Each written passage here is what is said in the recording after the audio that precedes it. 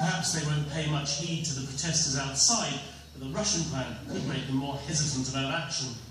Good morning, ladies and gentlemen. It's a great pleasure to host my great friend and colleague. It all started in London, alongside an ally familiar with the dangers of democracy, desperate not to be thought unreliable. John Kerry made the proposed strike sound hardly anything to be worried about, calling it almost insignificant, and then mused about how it could be avoided. You can turn over every single bit of his chemical weapons to the international community in the next week. Turn it over, all of them, without delay, and allow a full and total accounting for that. But he isn't about to do it, and it can't be done, obviously.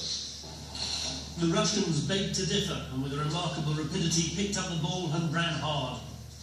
We don't know if Syria will agree to this, but if the establishment of international control over chemical weapons in that country would allow avoiding strikes, we will immediately start working with Damascus and appeal to the Syrian government not only to agree to place the sites where chemical weapons are stored under international control, but also for them to be subsequently destroyed.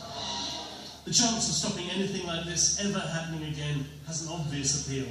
It was welcomed almost at once by the United Nations. I think that would be a proper way for Syria to agree to these proposals.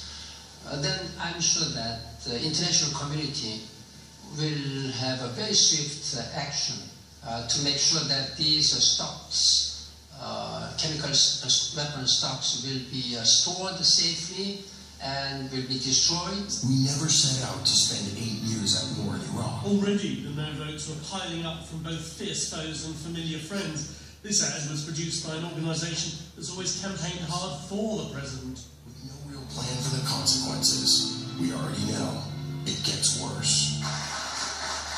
But other old allies are coming out fighting. This is about protecting both the Syrian people and our friends in the region. The world will have to deal with this threat as swiftly and comprehensively as possible. The Senate will come to order. The Senate is back in session, although you hardly know they face a momentous decision. They're determined to take their time and now have something new to chew on. Mark Waddell, BBC News, Washington.